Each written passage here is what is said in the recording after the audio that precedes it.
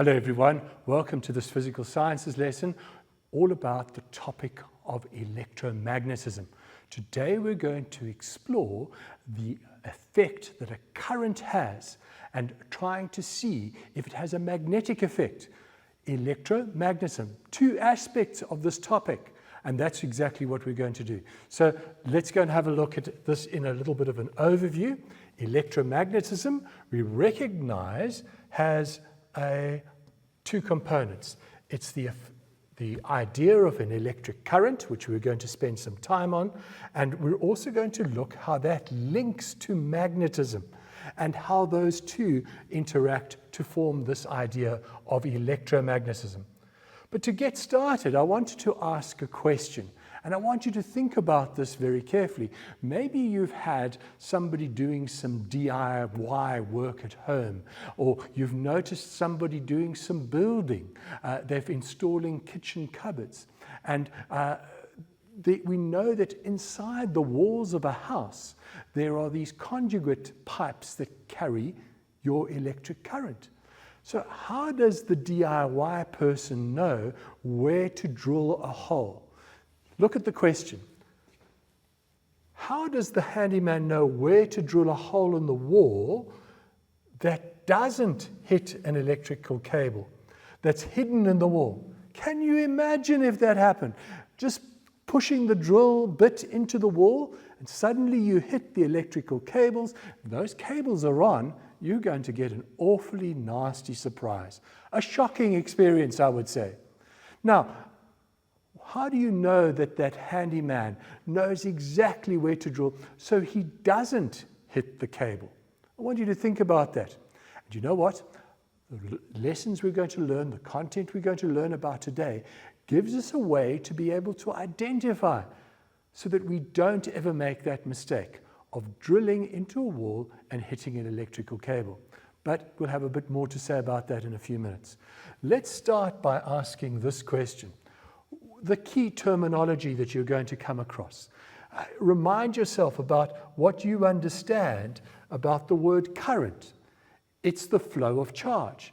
And what about conventional current? Well, that tells us the direction of the current. And a field, well, the field is all about an area in space. An area in space where something might have a force on it. And so in this context, we're talking about a magnetic field. These are ideas that we're going to be talking about in a little bit more detail. So let's jump straight into it, and let's focus for the moment on current. Think about all the formula and think about the units as we revise these ideas as we look at this topic of electromagnetism. So we go to current and we recognize that current is the rate of flow of charge. It's a movement of charge.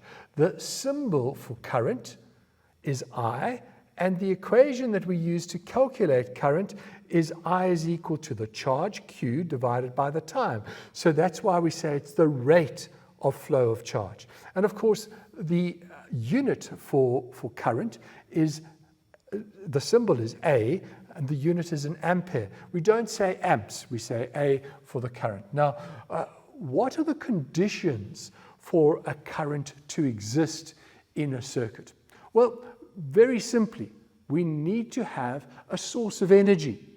We need to have some sort of conducting device, usually conducting wires, and even a light bulb has conducting wires in it.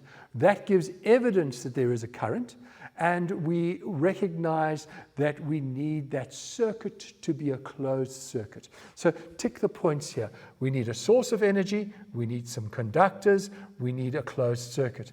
And I've put together a simulation that we're going to have a look at right now.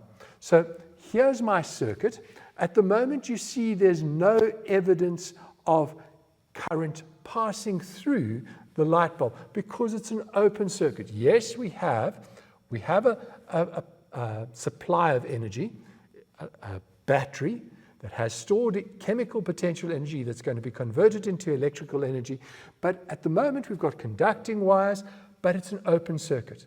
Let's have a look at what happens when we close the circuit. And as you see, no surprise, the light bulb starts to glow. And those yellow lines that are indicated there are indicating that there's an energy transfer, electrical energy converted into heat and light. So that's one of the effects of current. Current passing through a very thin wire is able to cause a heating effect, heats up that resistance wire that even produces light in the case of the light bulb. But if we were to take a look at what's happening on a micro level, we'd recognize there are charges moving. And this is where it becomes a little bit more controversial, because some people like to follow the movement of electrons. And other people say, no, let's think about what would happen if we had a positive charge. And so we have this idea that the direction of current is given by a convention. It's a rule, like we have a rule of driving on the left-hand side of the road in this country. We have a rule for saying the direction of current is the direction in which a positive charge would be likely to move. Let's have a look at it. I'm going to turn on the direction of current, and I'm going to say I want conventional current. Now notice this conventional current is moving from the positive end of the cell, that is the orange end, and it's moving towards the negative end around the battery. Those little red arrows are telling us exactly in which direction the current is moving. So that is conventional current. Just notice that we could change it to electron flow, and now you'll see it's in the opposite direction. And this happens in all situations. We're not going to take the direction of the movement of electrons. We're going to be confined to taking conventional current. Remember, when the switch is open, there is no current passing through the circuit. So there we've been able to see the idea of direction. And it's a very important thing. In this section, we're always going to be saying, what's the direction of the current in a conductor? And please make sure that you don't get confused. We always take the direction of the current as being the conventional current. And so have a look at how we've summarized it. We say conventional current is the direction that a positive charge would move within a circuit. We recognize that the direction of the current is from the positive terminal to the negative terminal. And so we indicate that on the diagram. We say that that was the positive terminal, that's the negative terminal. And as you can see, the red arrows indicate the direction.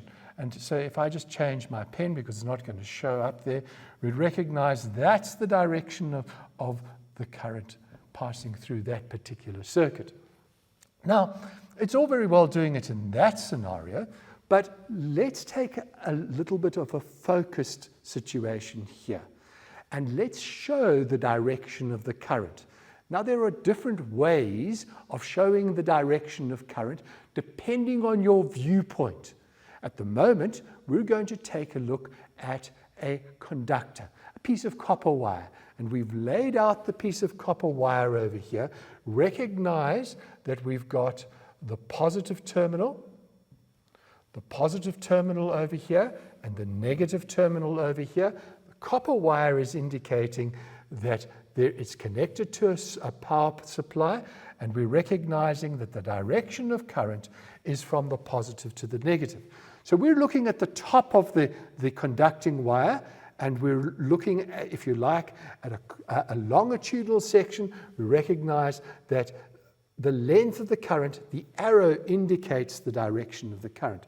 Of course, if the terminals were the other way around, from positive to negative, we would show the arrow in the opposite direction. And so that's a way of indicating current. But guys, there's a little bit of a problem. We don't always look at the length of a conducting wire. Sometimes we want to change our viewpoint. Maybe we want to look at the end of the conducting wire. And this creates a little bit of a dilemma for us. How are we going to show the direction of the current if we're not looking on a sideways view but a front-on view. Let me explain by showing you the diagram. And so if we have to look at these two situations here, this is the positive terminal, and we recognize the direction of the current is from positive to negative. So if I put my eye over here, I'm going to say the current is going in to that conducting wire. It's going into the piece of wire, and it's moving away from me. Now, by definition, we have a symbol to show when something is moving away. And it reminds us of shooting an arrow or throwing a dart. If you throw a dart, you'll see the back of the dart, and we represent it as a cross, the crosshairs of the dart. On the other hand, if we had to put our eye over here, then you would see the arrow coming towards you, and we would put a dot coming in that direction because it's the tip of the arrow. So we're using dots and crosses to show the direction of the current, not just an arrow. And this is particularly important. Remember, we can do this in many different situations. If we had to turn around the piece of wire and look from the other direction, the dot and cross would change direction. Well, that's summarized for us, just an introduction to the ideas of current. Don't go away. We'll be back to investigate a little bit more about magnets and the magnetic field.